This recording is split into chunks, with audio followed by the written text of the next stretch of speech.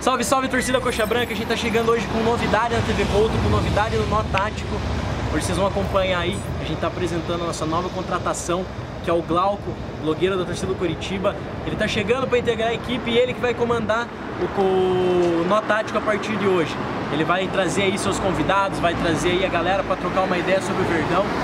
E a gente tá aqui hoje na Calabres, parceiro nosso, gravamos o primeiro Nó Tático com eles aqui. Então, vem com a gente, vamos comer uma pizza, vamos falar do Verdão. Não muito bem, porque a coisa tá feia, mas então vem aí, confere o programa dos moleques que tá show de bola.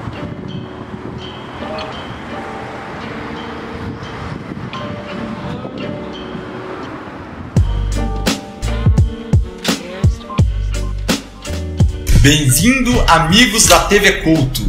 Estamos aqui para mais uma edição do programa Nó Tático. E desta vez com uma nova formatação que a gente já explicou ali. O Cleans não vai poder continuar no projeto no momento, mas estarei eu aqui a cada 15 dias a princípio para comentar sobre o Coritiba, alguns aspectos táticos, algumas reclamações. Espero que também tenha alguma coisa boa para comentar daqui em diante.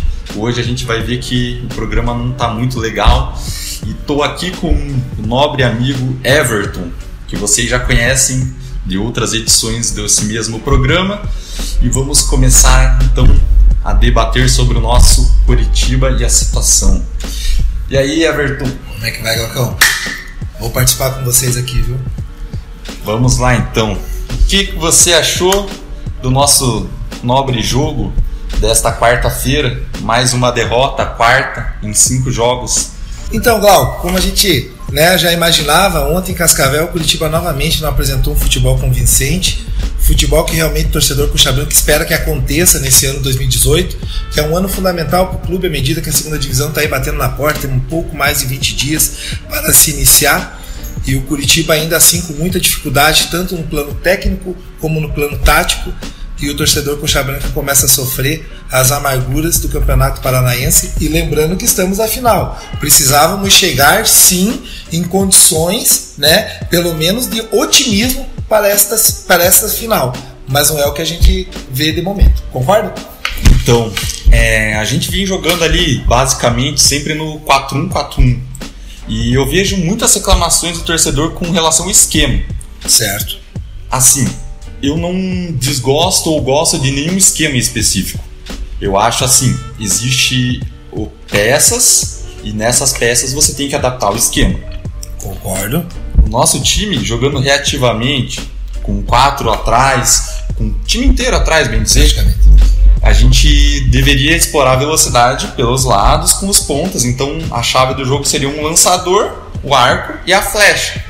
Não tá dando certo. Não é o que se vê. Não é o que se vê porque o 4-1-4-1 do Coritiba, ele se torna muito difícil dele dar certo à medida que o Coritiba não tem um homem de centro, um homem de raciocínio, um homem do lançamento, um homem da bola enfiada para utilizar esses lados do campo, E você vê a dificuldade que os nossos laterais têm à medida que também eles não têm essa diagonal, que também dificulta no 4-1-4-1, ele tem que flutuar, ele tem que entrar pro meio, ele tem que dar mais abertura para os outros jogadores, aparecer como elemento surpresa. E o Sandro vai batendo nessa tecla, a gente entende que o Coritiba é empobrecido nesse momento, que o Guilherme Parede não tem rendido, que o Iago não tem rendido, tentou com o Pablo, mas a gente vê que não está tendo sucesso. O que preocupa o torcedor Coxa Branca, isso fique claro, não é o problema do 4-1-4-1 como você mesmo citou, não é o esquema tático, mas sim a pouca evolução, a pouca variação tática da equipe, salientando logicamente que os jogadores não vêm rendendo, e isso se torna muito preocupante para quem vai disputar uma final. Exatamente, assim, a gente esperava que alguns dos pontas, a gente tem 4 ali, tem o Pablo, o Alvarenga, o Iago e o próprio Parede, nosso nobre jogador, e a gente esperava que algum deles pelo menos fosse se destacar e ter alguma evolução. Não aconteceu no momento, e assim, eu vejo que nesse esquema, além de ser um meia, que é uma demanda que a gente precisa há muito tempo, eu vejo que os pontas eles estão correndo muito, porque eles estão lá atrás. Quando eles chegam na frente, eles já não tem toda aquela qualidade. Sem condição de quando eles estão 100% fisicamente. Sim. Aí quando eles chegam cansados, meu amigo, dificulta demais. Aí, meu amigo, aí não tem condições. Entendam vocês, amigos coxa branca, existe uma peça no futebol brasileiro que, independente se o futebol está sendo modernizado, a mudança tática, toda essa questão que se fala de tática, técnica, enfim, de posicionamento dentro de campo, que hoje o futebol virou um xadrez, a gente entende isso, é pertinente, mas a gente não pode jamais deixar em segundo plano o camisa 10. O homem da condução de bola, o homem que pensa o jogo, o homem do lançamento. E olhe como são as coisas. O Paraná Clube, que pode ser sim um finalista com nós, arrumou um meia. Carlos Eduardo. Desacreditado Carlos Eduardo rodado. Bastou o Paraná Clube ter, logicamente que o Micali mudou bastante a forma tática da equipe, né? Mas a condução que o Carlos Eduardo tem dado ao Paraná Clube a nível de meia cancha, distribuindo bola, fazendo gol com aproximação, facilita muito o trabalho.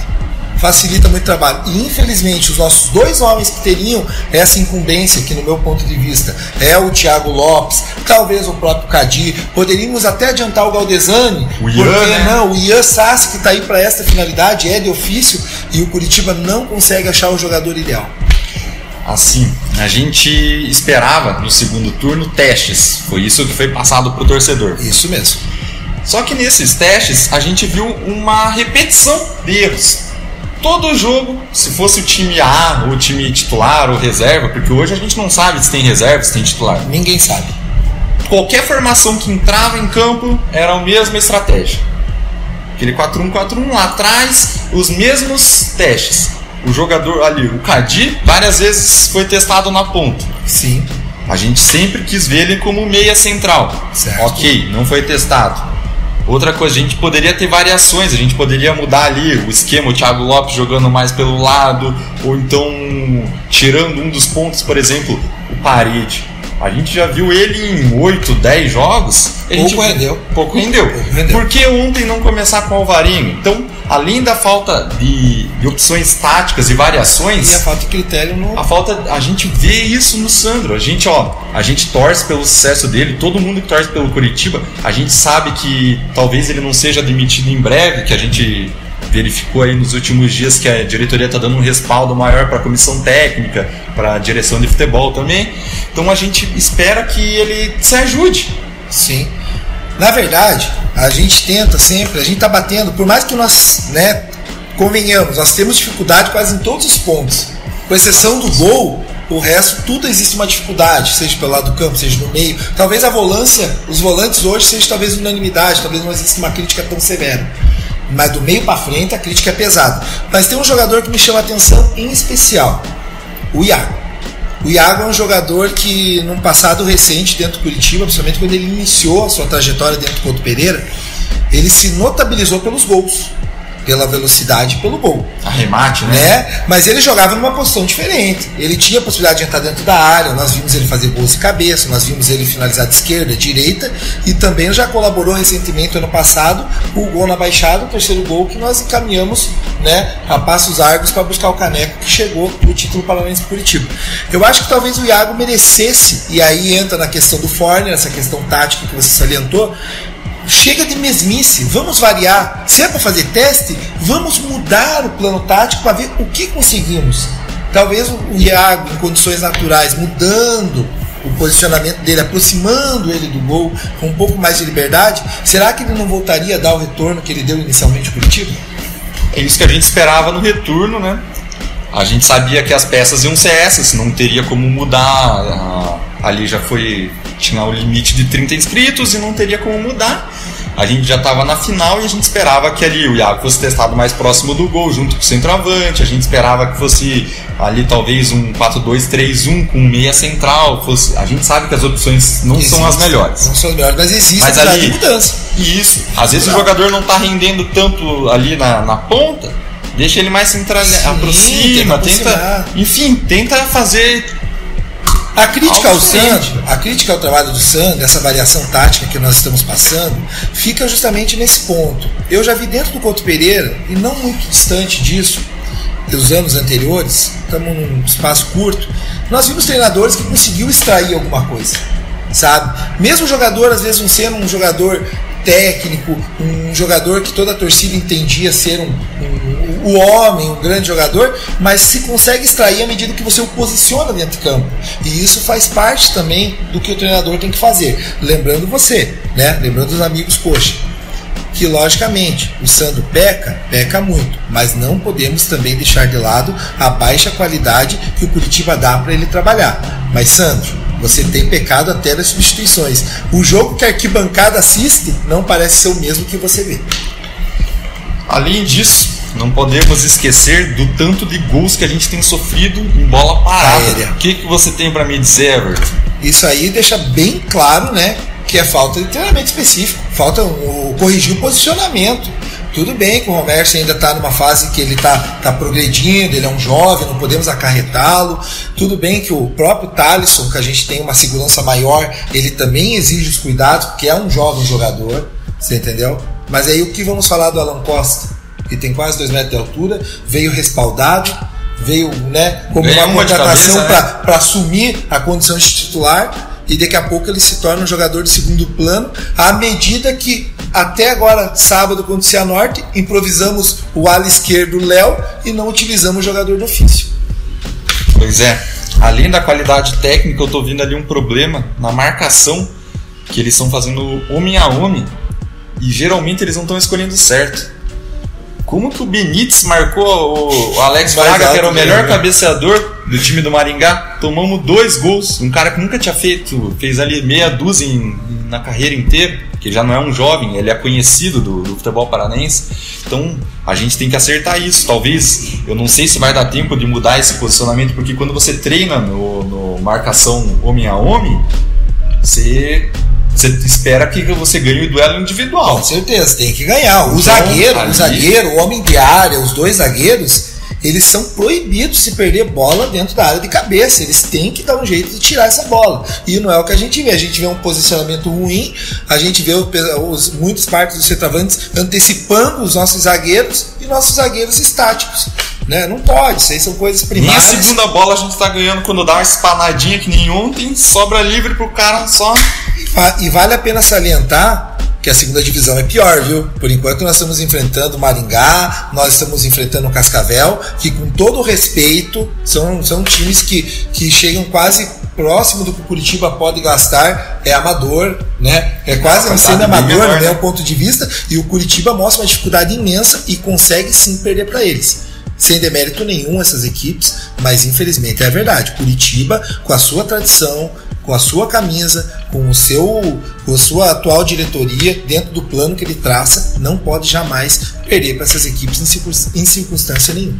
Não, aqui a gente não dá desculpa de time reserva, time misto, testando a base. Isso tem sido um grande pretexto. No meu ponto de vista, tem sido um grande pretexto se falar de time reserva e time titular, à medida de que as contratações que trouxemos para ser pontuais, nenhuma titular. Todas têm ficado em segundo plano, e quando a gente entra com o pretexto de time reserva, perdemos. Quando entramos com o time titular, também não temos muito o que ressaltar, visto que a gente viu contra o Goiás, né? Então, e assim, a gente fala de resultado. Que esse aproveitamento que a gente está tendo no estadual 2018 é o pior nos últimos 30 anos. Sim, nem 50%. Ali a gente dá um desconto que no segundo turno a gente teve tempo para testar e etc. Mas não é admissível ter 5 derrotas. Foi 5 ou 6?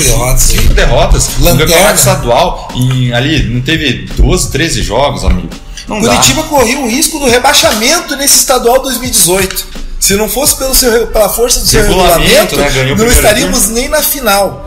E eu vou ser sincero, se o Curitiba não mudar a sua postura, se o Sandro não tentar remodelar, pelo menos para essas finais, aproveitar esse espaço de tempo que vai haver, né, agora um pequeno espaço de tempo, para trabalhar, olha amigos, independente de quem venha para a final com nós, vai ser um jogo muito difícil e o Curitiba entrará como azarão.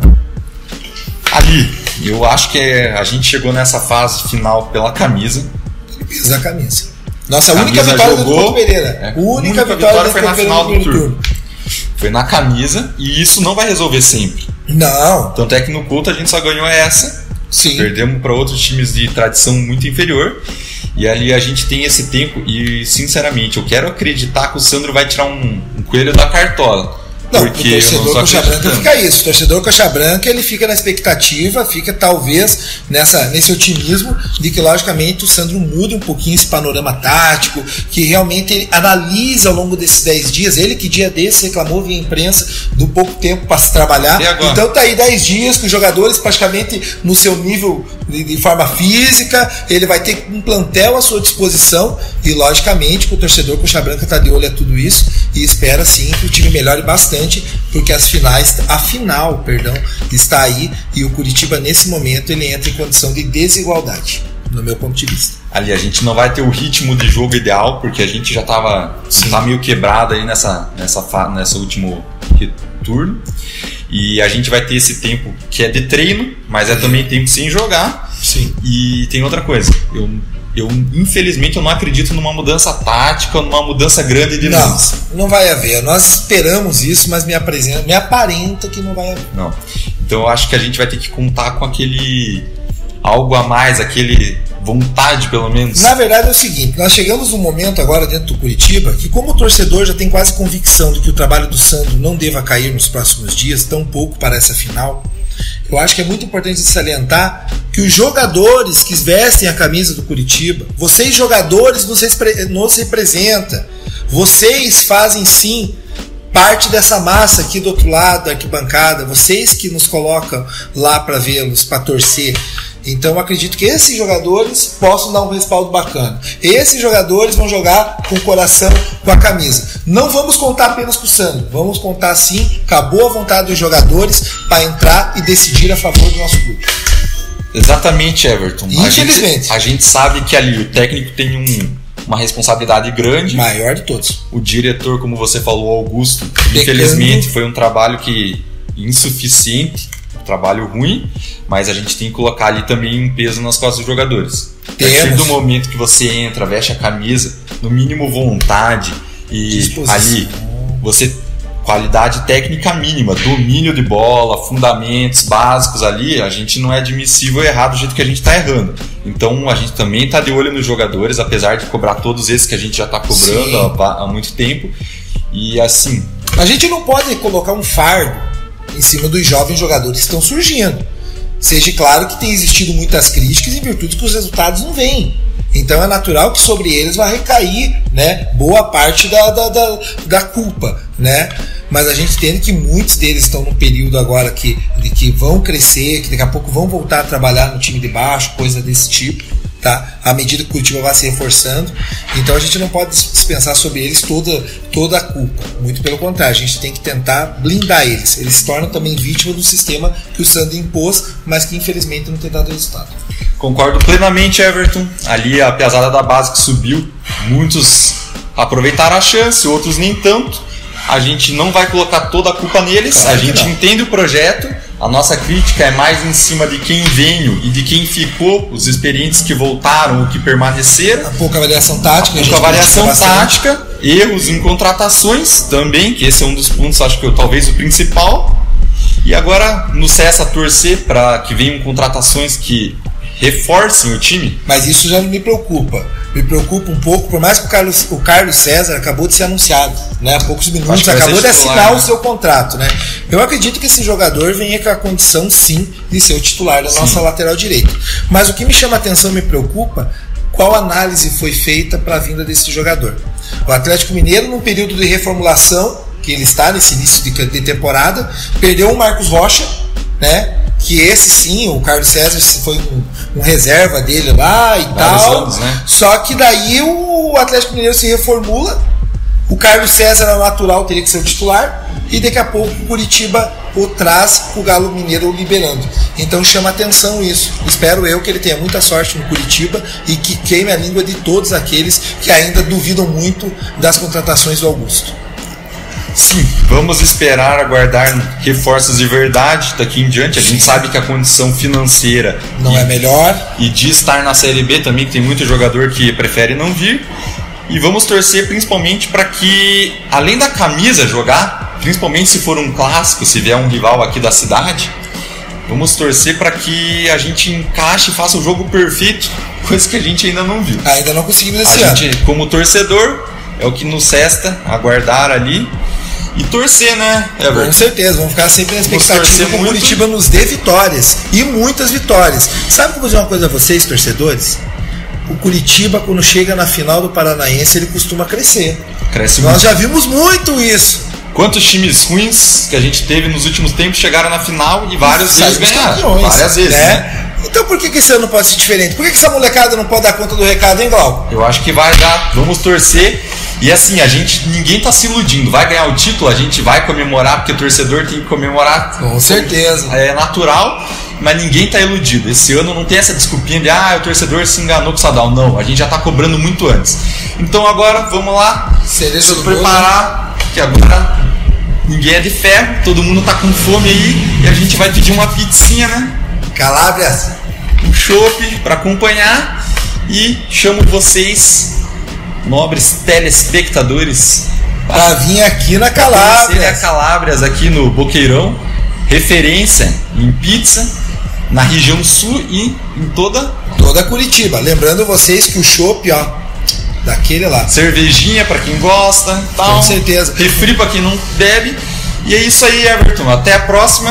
Glauco, valeu. Prazer participar com vocês na TV Couto. Vou estar sempre à disposição, sempre que vocês precisar. E espero numa próxima vinda falar bem do nosso Curitiba. Por que não falar de um grande início de nacional? É isso que a gente espera, com um título e um início ali que projeta a gente para um acesso. Que é isso que todo mundo espera. A cereja do bolo é sendo acesso. O objetivo final é esse, não tem nem dúvida. Valeu. É Tudo isso bom, aí. meu irmão. Salve.